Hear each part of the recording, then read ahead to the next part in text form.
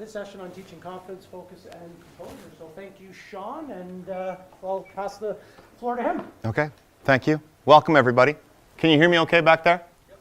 First thing I'm actually going to ask you to do is just for the first little bit, sit right beside each other. We'll get things rolling with a little bit of exercise in terms of, so you slide over, or you can get in a group of three. I've just got a challenge for you.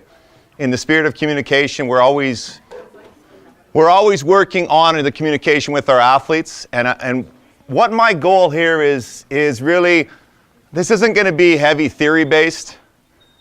My goal is to give you guys a whole bunch of different exercises that you can hopefully use with your athletes. So my communication challenge for you is very simple. I want you, okay, with your self-talk internally, with your internal dialogue, to spend the entire time thinking about the last match you either played in or coached in that you did very poorly at. And I want you to carry a current conversation with the people you're talking with about what you think this session's going to be about. You have to keep constantly focusing on that last match and all the things you'd like to change in it, and try and hold that conversation. Go.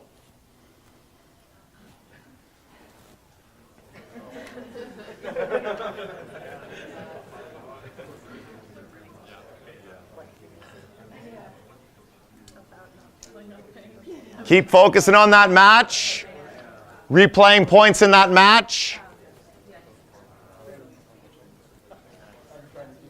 And, okay, you can stop. How'd you do? Did you hear anything that your partner said? Did you talk in almost simplistic gibberish? It's what our athletes do too. When we get reflective, you think about it as a former athlete. When you're struggling, and so we can do it this way too. Your worst performance ever.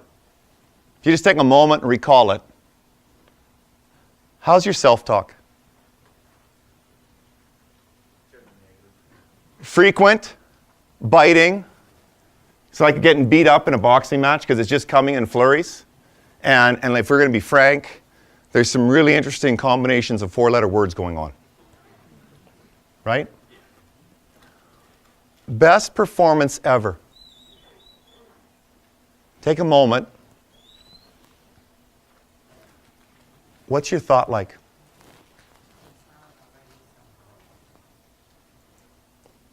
You know what most people aren't willing to admit, and for most people this is true, you're not thinking. Right? But we don't, you know, and it's tough for our athletes to admit that. It's even tough for us to admit that because we don't want to go, well, I'm not thinking, but I don't want to sound dumb, so I really need to say that I'm saying something here. Well, that's what happens with our self-talk. When we're talking like absolute, if we're talking flow, if we're talking peak performance, it's actually almost absent of thought. So I don't care what sporting event is, and it happens where in this day and age of social media and everything else, somebody just has this phenomenal performance, and a reporter runs up to them and says, what were you thinking during that moment? And what we get out of that person is, and we pause and go, man, it's a good thing you're good at sport because you're not so bright. Right? But the reality of it is, that person, if they were truly honest, they say, well, I wasn't thinking. I was in the moment. All right? I do that exercise with our athletes from time to time, just to remind them of a couple things. What we're saying to ourselves totally impacts how we communicate with others. If you are having, they're almost mutually exclusive. You cannot be caught up in a whole bunch of internal dialogue, self-talk, and be a quality communicator with somebody else. Right? And volleyball, whatever else to me, I don't care. It can be any of those things. And so then we perform our best when our communication is proactive, okay, and it's in the present. And we get caught as doing this as a coach, and I mean, I would imagine every single one of us has done this before. Rallies end, And all too often, our communication, our feedback is reactive. It's what's just transpired. What's just transpired. Probably all guilty of this too is somebody just finishes blocking. We've got all this wealth of information. Okay, so when you're doing this, you need to do this, and I like to see this. And then we pause because that's the person going back to serve. Right? And so we've got to be constantly aware of where our mindset is. Are we being proactive? And encourage your athletes to do that as well. And it's across the board. Right? Mentally, if we start fretting and start getting really negative, it's going to be portrayed to our athletes. So our job's got to be, I mean, yes, there is obviously some error correction going on, but more that's for practice more and more, or that's for exhibition. When it comes time for competition, our job's to be in the present, be proactive, and less is more. Right? Less is more. And I've been for sure guilty of giving too much and not the right kind. Right? But sometimes we get caught up in the fact of, well, my job is to give all of this. No, that's actually more so for practice. Right? You coach long enough, you realize that when it comes to the match, a lot of the time, you're a fan with a really good seat.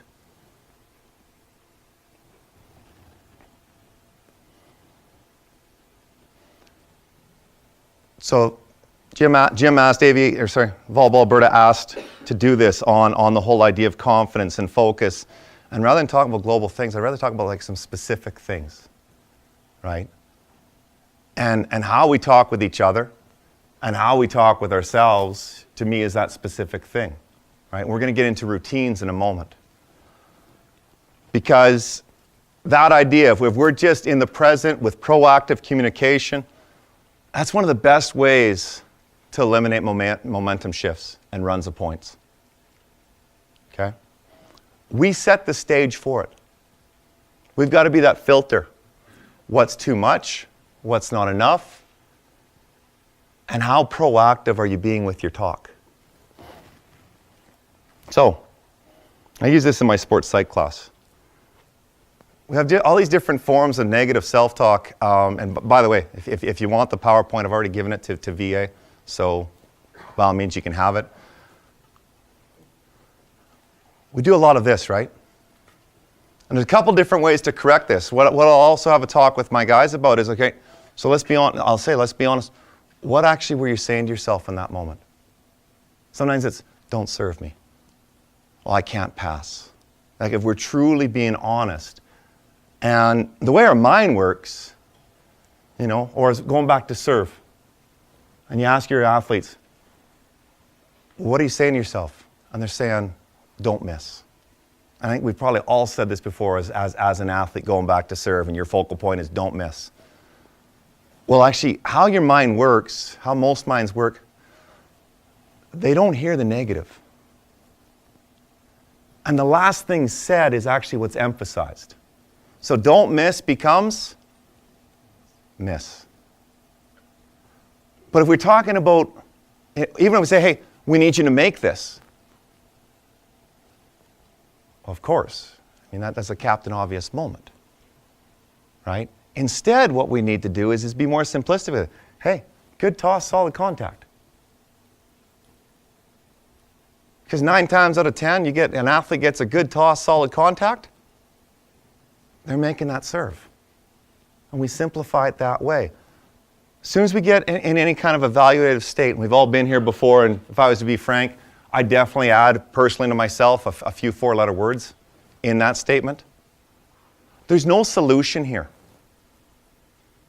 It's better to actually just say, hey, I'm struggling, but I'm going to turn this around.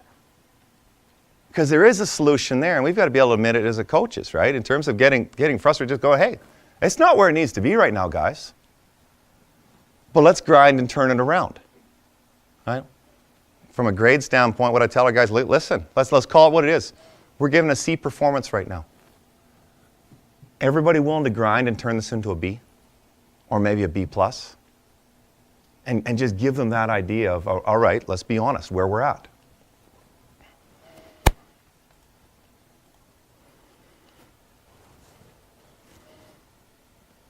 The worst thing we want to hear as coaches. But the reality of it is that when we start talking in terms of I can't pass, well, the athlete's right. It's not because they're not capable of, but it's because they've decided before the action that it's not going to happen. And so our job's got to be constantly working in, how do we turn this into I cans and I'm capable ofs? And so it's, in terms of makes and misses, well, it's simplifying it, right? High toss, solid contact. Feet to the ball and stroke it, right? Give them very simple things, simple targets, and keep it short and sweet so you can turn some I can'ts into I can'ts. If you watched the match, we did this last night. I'm not sure how many people were there. Up 2-0 against a very good team. And in between sets, you just saw a couple guys go, we got a shot. And against a good team, truth be told, we're down a couple players. We've got a pretty small margin of error. That's a pretty small window we're functioning with. And just taking that deep breath that, hey, we're up 2-0. Hey, and what happened was instead of us focusing on the present, here's what happens here. See it also in the NCAA basketball tournament all the time. But you have that small window. We were up because, you know what? We were hitting great serves to good spots, and we were playing solid, disciplined defense.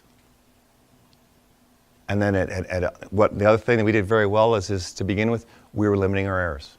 Those are the three things we were focusing on. Can we do this from a serving standpoint? Okay, structurally, you know what? There's going to be certain shots. I mean, they're a good team. They're simply, we're going to have to give them. But we have to take this shot away, and we have to take this shot away. And we had a very simplistic structure.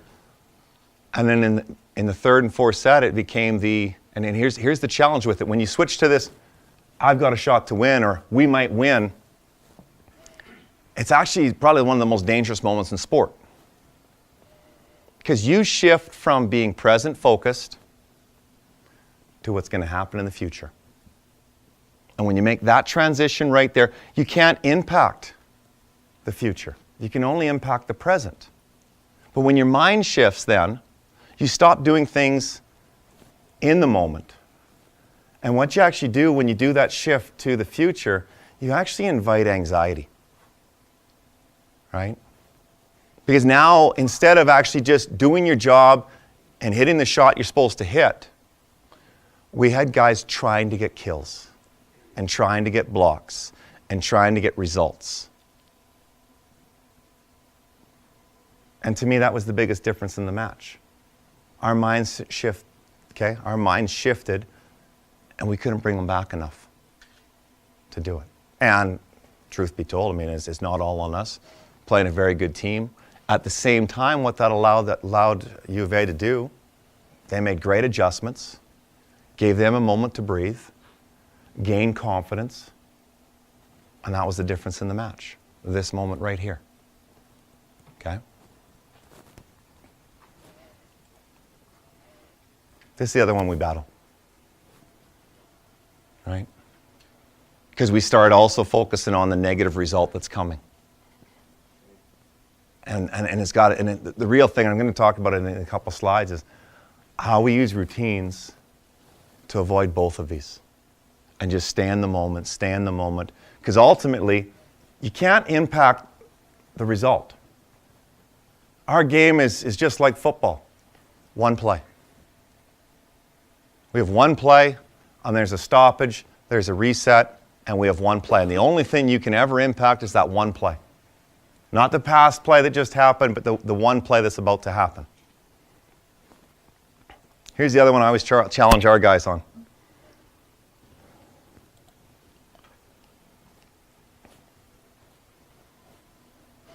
Do you know what this actually means? I'm allowed to make mistakes. I'm tired. How hard do you go for the ball after that? When you've actually said it to yourself. Or quite frankly, either if you're in school or when you're in school, think about it this way. When you were doing your homework, reading the text, and you said to yourself, I'm tired. How quick before you just stop doing it? Friday at work, I'm tired. How long after that do you see just this rapid decline in your performance, or you just pack it in because it's Friday and I'm going home? I'm tired actually means either I'm giving up or I'm allowed to make mistakes. So what I actually challenge our guys in is and here's the thing, I don't want our guys to lie to themselves. So what I'll challenge them in is find somebody else across the net. Make sure you say it to yourself, but find somebody across the net, look at them and go, I have more than you. Because everybody in the fifth set's tired. But just find that one person, I have more than that person right there. You're not being dishonest, and you're gaining an advantage. And we're all going to have moments when we are tired. But that's when we've got to challenge ourselves. Because the reality of it is, we're the number one thing that distracts us. Andy, I thought you'd appreciate that photo, so. My favorite picture ever. Just so you guys know, I'm having a little bit of fun. Banks, of course, is on our coaching staff. So he would be the setter there getting crushed at that time. All right. The number one way to knock yourself out of your performance is yourself. So the number one thing you have to focus on is regulating yourself. Right? Because you can have a crowd just constantly chirping. But the athlete has to decide if they're going to listen to it or not. We've all had matches before as an athlete or as a coach, and somebody says, could you believe what that person was saying? And our response is, if we're really into the match, what do you mean? Yeah, who? Great point, Talbot. Who? I never heard a thing. And at the same time, we've also had those matches before where you hear it all. And it becomes that. And you know what? Even as coaches, we're like, man, if I could, I would just walk across the court right now. But we decide what we let in, what we let out. Our athletes decide what they let in, what they let out. So, a couple things with this. Hopefully you can see that okay. If I mention routines, and I say, okay, I'll turn to athletes, what's your serving routine? And most people go, well, I come back, and I look at my coach, and I bounce the ball 3 times, and then I serve. Something like that, right? Or if I was to ask you guys as coaches, what does your team do for warm-up? And guaranteed every single one of us, Paul, you could give me a scripted, we do this, and then we do this, and we do this, right? And every single team has a very scripted warm-up. Why? What's the point of it? Routine. Absolutely. We do that so we're physically ready to play. Agreed? I catch our guys doing it. I challenge them on a regular basis that's good. We have a scripted warm-up. We have a scripted serving routine, or we have a scripted pre-rally routine that we do. But what I challenge is the physical is like a skeleton. On its own, it's a bag of bones. Because you have this nice scripted warm-up of here's what we do. What really matters is what are your athletes doing mentally?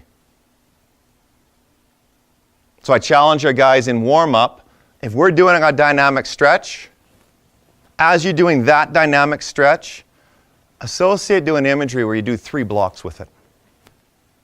As you're doing this stretch, pass 5 balls. Warm yourself up mentally. When you go back to serve, you have to have a mental routine. Because otherwise what happens, right, to be candid, that athlete goes back, and if they don't have that set routine, they look for the coach, and in their head, I don't want to serve 5. Or it's, okay, but shit, it's 23-23, and don't miss, don't miss.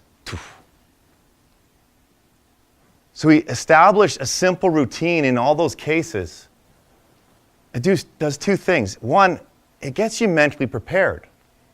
But 2, if you occupy your mind that way, then you're not letting all these other distractions, you're not allowing yourself to distract yourself. Right? So a good routine has a trigger mechanism. And it has to be 100% decided by the individual. Coach can't decide it. You can't use, my trigger's the referee's whistle. No. But it can be something as simple as, okay, serve routine, when I put my right foot down, my serve routine starts.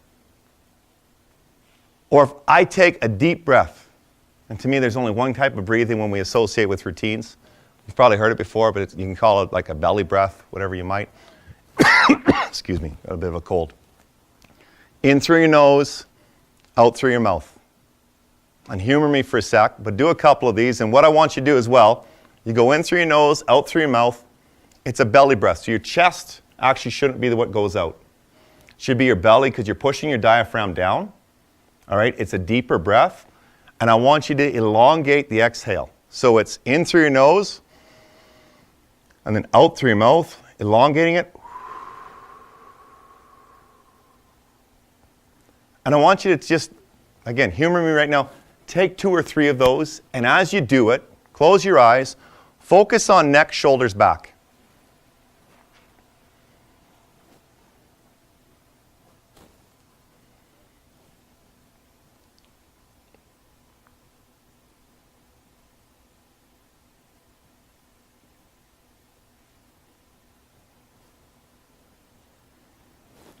What happens to neck, shoulders, back? They're relaxed. Can you think of a skill in our sport that is better to be tight? Serving, we know this as coaches, especially after you've hit about 20 balls and all of a sudden your shoulder finally starts feeling somewhat okay and it relaxes. You almost have to dial it back a little bit because you're nice and relaxed. But that's when we hit our best serves, when we're relaxed. We hit our best balls attack-wise, not when we swing hard, but when we have that full range of motion, when we're loose and relaxed and we let our arm go. Defensively or passing, what are we always looking for? Nice, loose, relaxed shoulders, ready to shape the ball. Blocking, every now and then somebody says, well, blocking, you need to be tight. Can you think of a team that penetrates as much as they do in a match as they do in warm-up? It's always impressive to see what guys can do, okay, girls can do blocking in warm-up, right? Because there's nothing to think about and they're getting up and they're nice and relaxed and they're over as much as they can. And in a match, what happens to that penetration? Now it's twofold. It's one, because typically what they're doing is they're watching the ball, so they're reaching at the ball. But it's also because they actually are tense. And when we're tense, especially neck, shoulders, back, we don't have the full range of motion. Right? Most common example of this, early in a match, especially if we're talking a playoff match. If you got a spin server, one of your attackers, and they go up, and either it's on a spin server or an attack, and they let loose, and they put one of those balls about 15 bricks up the wall, right? And of course, they look down like their hand just defied them. Well, the reality of it is, it's just simple physics. They're tight. And you think about it, how you normally have your swing plane, where that normal contact point is, right? Well, in practice, when we're loose, relaxed, what that normal range of motion is here. Now, you add a little bit of anxiety, a little bit of tension. And the next thing you know, if I go same timing, same swing tempo, but because I'm tight, my arm comes in an inch to 2 inches lower, and instead of catching the top 2/3 of the ball, you catch it dead solid in the middle. Well, physics dictate only one thing. And it's not that your hand defied you, it's that you need a full range of motion. So, trigger mechanism has to be 100% under the athlete's control. A couple deep breaths. Whether you're playing great, playing poorly, a couple deep breaths just to maintain being relaxed at all times. Because again, when do we play our best? Well, we play our best relaxed, right? When do we perform our best? Imagery. See it, believe it, achieve it. At all times. What's your goal? What's your purpose? And then what do you say to yourself? So coming back to that serve receive, great. Right foot down, bounce the ball 3 times, hit your serve. But now occupy it with these things. So that trigger mechanism is either right foot down or whatever you want it to be, or it's my first deep breath. And you take 2 to 3 deep breaths. As I'm bouncing the ball, I'm seeing myself hit that serve. Right? If coach is asking me to hit 1-6 seam, all right, here's what my great 1-6 seam serve looks like. And then as I go to toss, high toss, solid contact. It's not rocket science. But what it needs to be done is again and again and again, right? Serving to me is the exact same thing as free throw shooting. Steve Nash, for instance, in his playing days had, a very set routine. People would be talking about the mantra he was saying to himself and trying to figure out what it was. Way back in the day, Karl Malone did the same thing. Sorry. This is what they're doing. And they just had simple self-talk every single time. And if you're saying high toss, solid contact, you're not saying, oh shit, don't miss this. I'll challenge you guys to establish, okay, so you have your set warm-up. What should your athletes be doing with each thing? So, and to me, it's the dynamic. Not once we're into skills, hey, be thinking about this. No. But the reality of it is, we watch all of our kids do a dynamic warm-up. I watch my guys do a dynamic warm-up, and I'll still catch 4th years talking about what movie they want to see. They're physically in the gym, but mentally they're not there. And that's why practices will go like this. Mentally warm yourself up.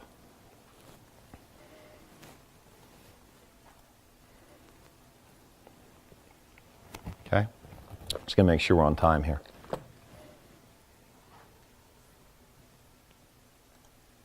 I'm going to fly through this part, but you're going to have some athletes,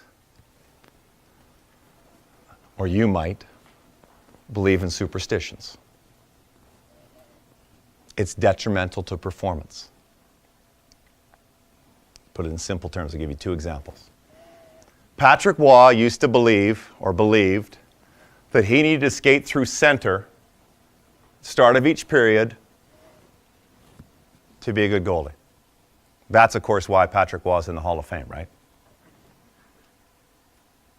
And some people, the defenders of superstitions will go, well, yeah, but what does it hurt? Here's what it hurts. What happens if in the 3rd period, with 8 minutes to go, Patrick Waugh realizes that he didn't skate through center? And that's what he's thinking about, right? Or even more so, I'll give you a volleyball example.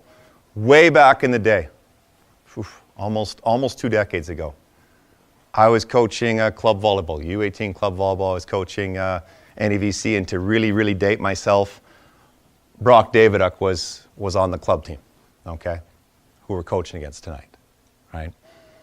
Well, we had a setter on the team, captain of the team. We were running a 6-2. There's an individual in Brock. He really, really believed in superstitions. And some of them were cute. What I mean by cute is like, we'd go to a tournament, He'd pick up a brand new pair of Calvin Kleins. We make the final. He wears them. We win the final. They become a part of his rotation. We lose the final. He throws them out. Whatever.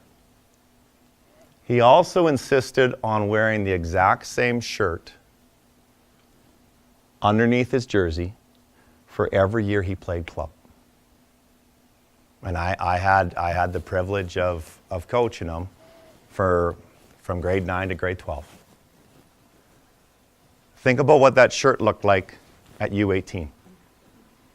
Honestly, I would not have cleaned my bathroom floor with it.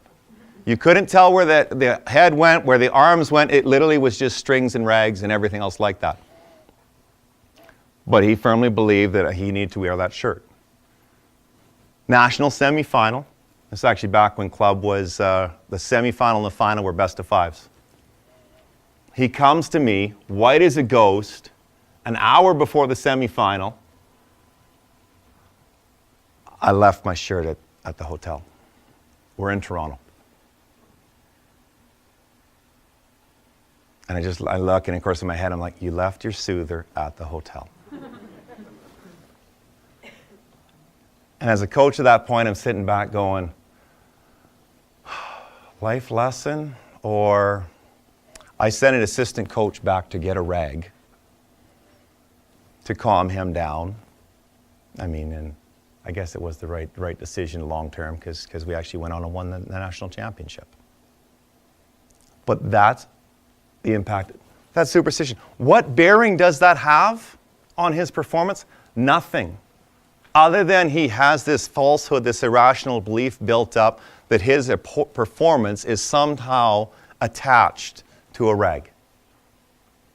Eliminate any and all superstitions from your routine. The only thing they actually do is they will create anxiety. Right? So, with that though, you want your routines to be simple. You also want them to be individualized. So as coaches, I want to dismiss the whole, okay, let's get in a room as an entire team, let's turn the lights off or anything else like that, and let's go through that. That might work great for some of your athletes. And for some of your other athletes, you're going to turn them into a tailspin because they don't need that. We all have, if you think about it on a spectrum of 0 to 10, where we, from an arousal standpoint, 0 being comatose, 1 being asleep, 10 being in frenzy. We all have a spot along there where we perform our best. Some golfers might be perfect at like a 4, right? Somebody might perform best at an 8. But you got to understand that when you're dealing with athletes, you're dealing with this entire spectrum. And so what you actually have to do, a good pre-practice, pre-match routine, is how do you actually work towards accommodating this entire spectrum? They still have to have a routine, but our job is not to regulate this is what we do, it's to actually figure out what works. Okay? And we're not talking rocket science. So like a pre-performance, pre-practice routine. One of the simple things I do is, and it could be with your phone. I'm old school. I like to use just a book. And what I challenge my guys with and myself with is, okay, and I don't want to add a whole bunch to it. So I'm just going to I want it to be like 2 minutes for a pre-practice routine. And that's the biggest thing I aim for is that pre-practice routine so we can regulate consistent performance. So I say, okay, well, you've got your book or you've got, your notes or whatever else it might be. And when you come in each day, on this page right here, write down all your mental baggage. You name it. Like, hey, I've got to pick up, it can be everything from I've got to pick up milk after practice to I've got to phone my mom or I'm having a fight with my partner or whatever else it is, or I have this piece of work to do. Or for your athletes, yeah, you know what? I have a term paper that I have to write. Because I've seen our guys at practice trying to write a term paper in their head. They're doing a terrible job of the term paper. They're doing a terrible job of practice. Okay? So you write down your mental baggage. Then you turn the page You just write down the 2 goals you want to achieve in practice. Not 6, nothing like that. Just 2 goals. Here's the 2 things I'm working on today. How long does that take? 2 minutes? But what it actually helps do, it helps break up your day. We need to do it as coaches as well, because otherwise we pull mental baggage into our practice as well, and it shapes how our practice goes. Then at the end of practice, how'd you do with those 2 goals? If you achieved it, it gets a check mark. If you didn't, all right, it maybe is your goal for tomorrow. Then if you want, you flip back to the other page, and in practice, you pick up what your mental baggage is. And you carry on with your day. And quite frankly, you'll find that most of that mental baggage can just stay there because it's just baggage. Okay? Yeah.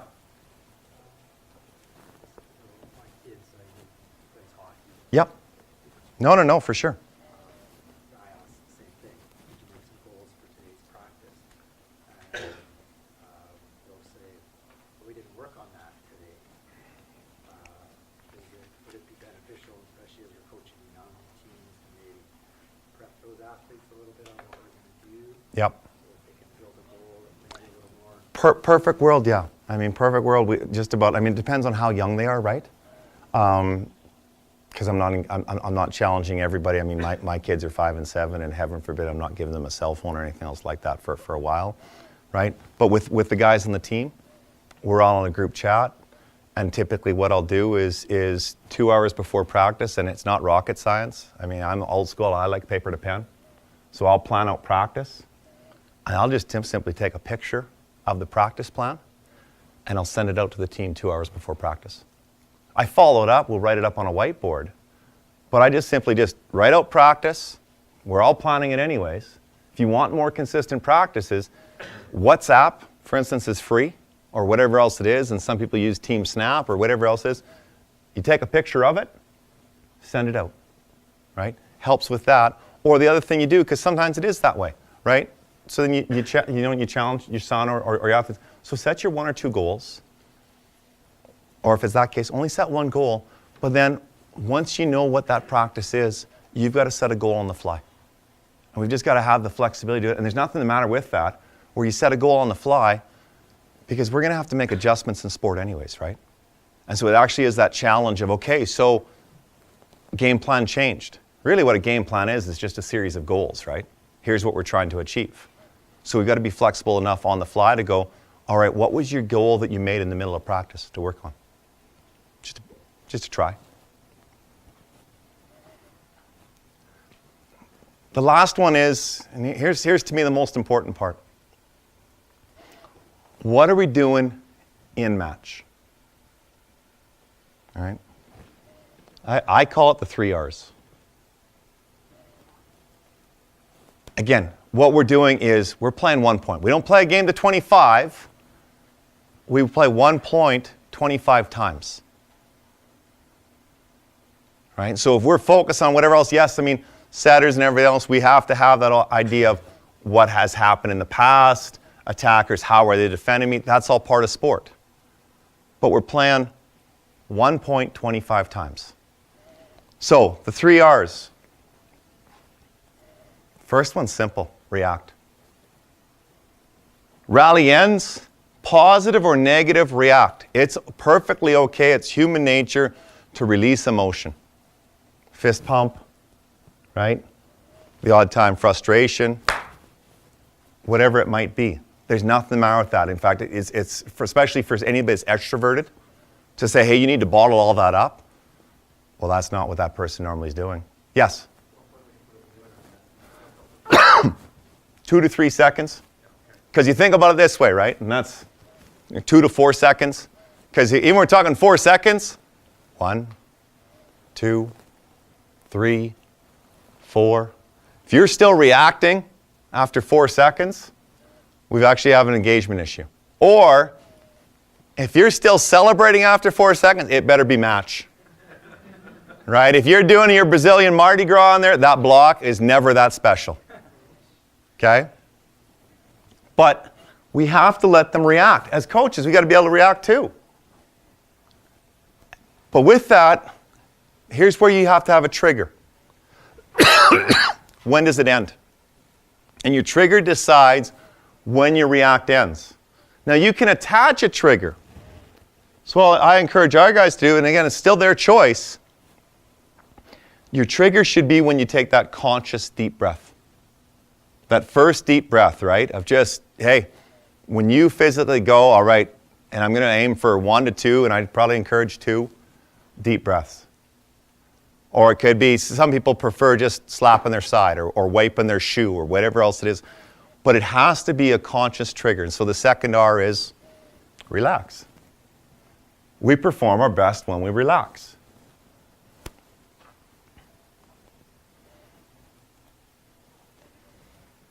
The third is to refocus. What are we doing right now? And so for years, I've had my teams do this. And then I started thinking, okay, so if in the spirit of really, if we're going to focus on self-talk, what should that refocus be? So about 3 years ago, I had that thought because in all honesty, I was coaching a number of guys, and what we're really focused on is developing their volleyball IQ. And you're always going to have different levels of IQ the same way you have different heights on a team. It's just what some guys have. Some guys are, some guys, girls are more physically gifted. Some just simply have, from experience and everything else, they have a higher volleyball IQ. But we can work on developing that. And so what I did is I actually started asking a whole bunch of Canada West coaches, what do you think the thought process should be in between points? And it was interesting the response I got. Some coaches approached it from tee to green, others from green to tee. Totally honest. I got a couple answers. What are you talking about? Okay. So I'll give you an example. You can use it, change it. But to me, if you think about it like a flow chart, react, relax, refocus. The refocus is where we actually, here's where we constantly put up reps. And so when Volleyball Alberta asked, how do we develop confidence and focus? And great, let's talk about them. But let's actually get at what will actually do it. In the same way, we want our athletes to be physically stronger. What do they need to do? They need to lift. They need reps. Do you want to become a better passer? What do you need to do? You need to pass the ball. If we want to be mentally tougher, we need reps.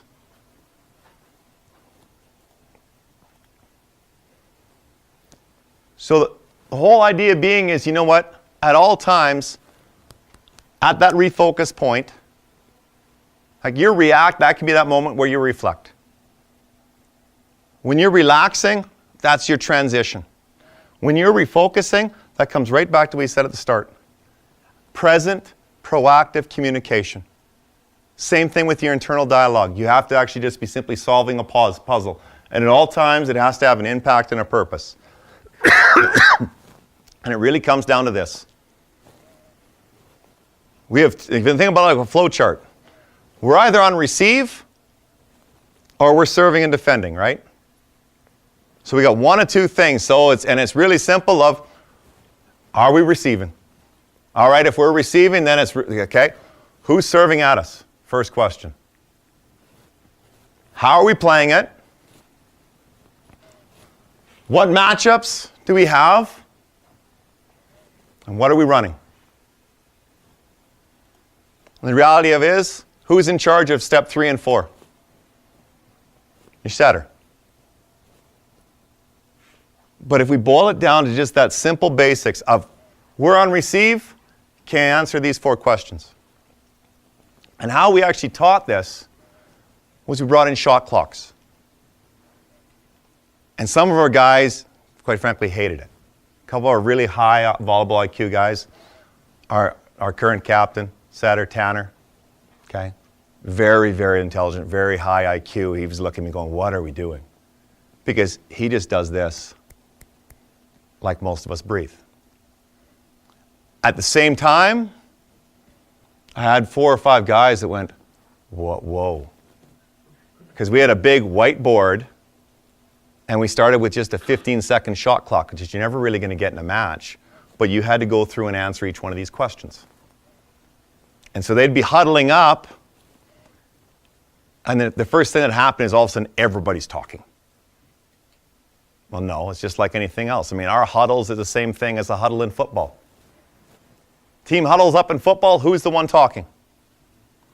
Quarterback. So who's your quarterback? In most cases, it's the setter. Do we know these 4 questions? All right, great. Do we know these 4 questions? Please proceed. If we're defending, what rotation are they in? Along with that, where's setter?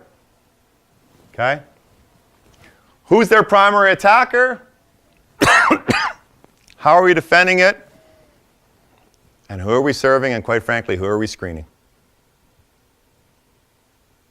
Check, check, check, check. And so we would set up those shot clocks and have both sides huddling up. And we wouldn't do it all the time, but what we were doing is we were just establishing it. Did you know this? Did you know this? Because what we were really trying to do is bring up, I mean, our sport was what I would call a weak chain sport. Your weakest link in that chain is going to get exposed. Agreed? It's not like basketball where you can have 2 phenomenal players, and I'm a huge fan of basketball, so it's not a knock on it. But basketball is a strong link sport. Your strongest link, if you show me in basketball who the 2 best players are, if they're on the same team, I'll tell you who's most likely going to win the series, and you would agree. Volleyball is not the same thing. You show me who actually has the 2 weakest links, odds are that's the team that's going to get exposed. And so our job's how do we bring up the IQ in that case in those situations. Now this isn't the end of it. In the spirit of Bill Belichick, what's your job? Do your job. Your middle doesn't have to answer every single one of those questions. They need to know what their job is. So you answer those 4 questions, and then your libero goes, here's the 2 things I need to do. I'm going to pinch over here because we all know they're most likely serving my P1. I'm going to, you know what, my job's here, and then my other job is to see what I can take away and how I can impact the match. But boiling it down to just making it real simple. If you're on defense, it's the same thing. You go through that flow chart and you teach your middle, look at matchups. Well, their best left side is matched up on our 5'11" setter. Where's the ball most likely going? So okay, you know what? If they run 61 here, what's the rhyme? What's the reason? So my reality is I'm going to do my read progression, knowing that there's probably an 80% chance the ball's going here. And my job is to go there and close that block. If I get caught leaving a one-on-one with my left side, so be it. And even boiling it down to this, I mean, you teach all your players to do something, a simple prioritization as when you're on defense. Who's their primary attacker? Who's their weakest attacker? Label it 1, 2, 3. Who's our best blocker? Who's our weakest blocker? Label it. And you know what? If you have a 1 on a 3, I don't care what level you're at, that's typically where the ball's going to go. And then all we do with this is just simply repeat it. You do this every single rally. Are we serving or are we receiving? It all comes back to those 3 R's. React, relax, refocus. You refocus, you go into that flow chart. Are we serving? Are we receiving? At the very end of it, what's the 1 or 2 things, not more, what are the 1 or 2 things I have to prioritize?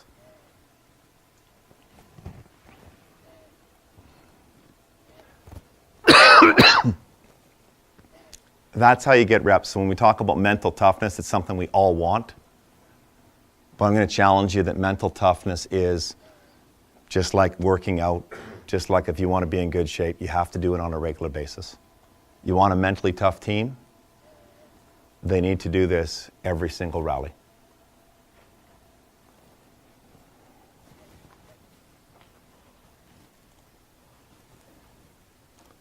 Any questions? Yes? Last slide you talked or mentioned about what are the matchups when you're receiving the thing. What do you mean by that, like, in the sense of like their server? Well, no, teaching my setter is the exact same thing, but also teaching your athletes. Okay, so we're on receive. It's the exact same thing. You're just constantly processing. You're looking at attacking the weakest link, right? So if it's the weakest link, you know what? If their weakest blocker is on the right side, and your middle might sometimes be arguing, depending on whether you want to run, okay, and if we're going to run an overload, where we'll run our middle of 31, or we'll run separation, where we'll run our middle of 61. Sometimes you might have a middle that fights that. They're like, well, why should I go 61? Well, it helps if that middle understands, well, you know what, our best attacker right now and our highest side out percentage is to run our best attacker on left side against their weakest attacker. And then the other thing you recognize is, well, their middle's front. Well, if I want to create that isolation, then great. So what I'm going to do is we're going to run a 61. So we're going to run our middle behind the setter because I know that middle's going to take a step. And we're just going to keep on going, our best attacker versus their weakest, right? But it helps, one, like the setters, to me, that's setting one-on-one. Knowing what you want to do. And it's not always just, oh, you just set left side, you just set left side. Well, quite frankly, it's also the other. And U of A did a great job of it, and it's something we've got to fix tonight. They ran primarily most of their 31s when Tanner was in the front row. Well, it's smart. It's another way of actually attacking that zone because Tanner at 6 feet against a number of 6'5", 6'6" left sides, he's got to release and go big to be a factor there. Well, you overload that zone. So he releases going big. Our middle now doesn't have support. They all have two good middles. It's tough for a middle to come over full front on a 31 on a regular basis, knowing at the same time that they also want to set left side, right? So you prioritize it.